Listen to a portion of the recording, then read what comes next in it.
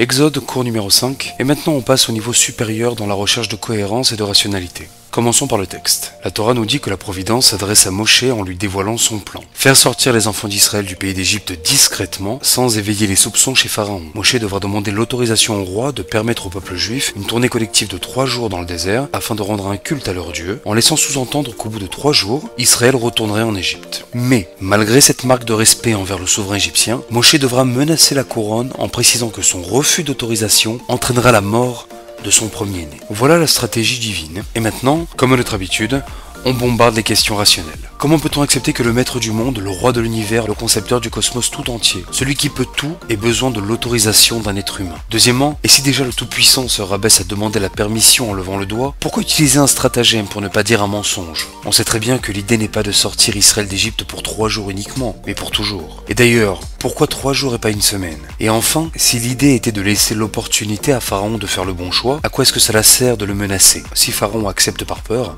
c'est parce qu'il n'a plus le choix. Lorsqu'une personne est en grande difficulté financière, elle se met à prier. Alors, un homme apparaît dans sa vie, son père, son patron, et lui règle sa dette par un simple virement bancaire. Et à force de christianisation, on aurait tendance à croire que la prière de cette personne a été exaucée. Mais c'est complètement faux. Cet effet-là, sa prière, n'a pas été entendue. Et la preuve en est qu'en très peu de temps, cette personne va encore se retrouver dans des difficultés financières et se remettre encore à prier en espérant encore une fois qu'un miracle vienne le sauver. Mais ça, ce n'est absolument pas le modèle que prône le judaïsme. Parce que lorsqu'il y a un problème d'argent, de santé, chas v'shalom ou familial, le juif a l'obligation de comprendre que son problème est une occasion de changer les défauts de son caractère. Un homme qui ne se soucie pas de son prochain va donner du poisson au miséreux. Mais un homme de bonne morale va lui apprendre à pécher. Il va s'asseoir avec lui et essayer de comprendre la raison pour laquelle il se retrouve toujours dans la même situation financière. Et dans 99% des cas, pour ne pas dire 100%, la personne objective réalise qu'elle est responsable de ce qui lui arrive. Faut pas s'étonner d'avoir des problèmes de santé si on ne fait pas de sport et qu'on fume 2 paquets par jour. Faut pas s'étonner d'être surendetté si on vit constamment au-dessus de ses moyens. Pareil si on épouse une femme uniquement parce qu'elle est jolie, mais qu'on n'a jamais pris 5 minutes pour vérifier si elle vient d'une bonne famille, si nous sommes d'accord sur l'éducation des enfants, sur les rôles de chacun dans la maison. Ça va être compliqué de se poser maintenant toutes ces questions après 5 ans de vie commune et 3 enfants en bas âge. C'est quoi une prière qui est entendue? C'est lorsque durant ma tefila, durant mon introspection, je réalise enfin le pourquoi du comment et je prends sur moi l'engagement de changer mon comportement qui m'a amené à ma situation.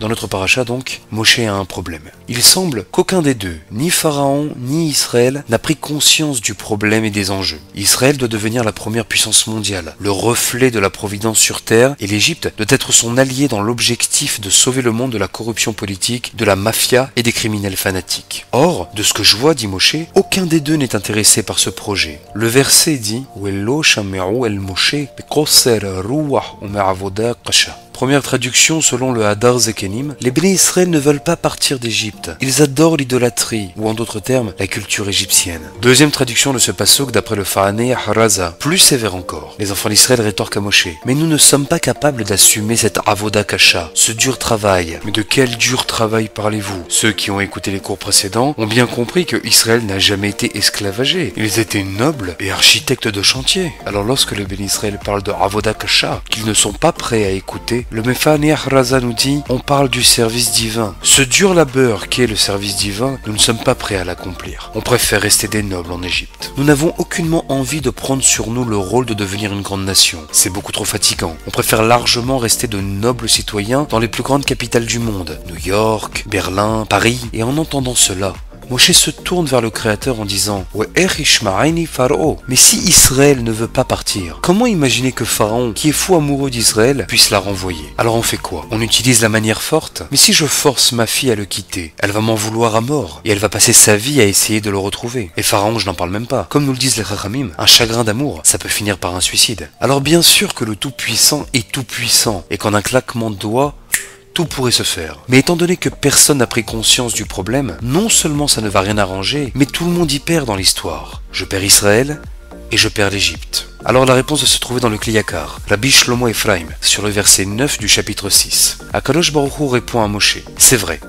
Si aucun des deux ne prend ses responsabilités, il n'y a rien à faire. Et je sais pertinemment qu'Israël ne veut pas sortir d'Égypte. Elle ne veut pas quitter son amant. Mais je sais aussi qu'il y a 1/5 du peuple hébreu qui commence doucement mais sûrement à se languir de sa terre. Il y a une petite nostalgie qui prend forme. Et pareil pour Pharaon. Je ressens que lui aussi réalise qu'il a été trop loin et qu'il commence à regretter la période de son amitié avec Yosef. Et il n'en faut pas plus pour débuter le processus de désintoxication. Mais on va y aller doucement. On ne peut pas leur demander de ne plus jamais se voir du jour au lendemain. Jamais ils n'accepteront l'idée de disparaître de la vie de l'un et de l'autre. Alors on va commencer par lui demander juste 3 jours d'effort. 3 jours sans cigarette, 3 jours sans malnutrition, 3 jours de séparation, pas de WhatsApp, pas de Facebook, rien, 3 jours d'éloignement. Mais s'ils demandent, et après les 3 jours, surtout tu leur dis, ah mais bien évidemment, tout redevient comme avant, 3 jours pas plus, promis.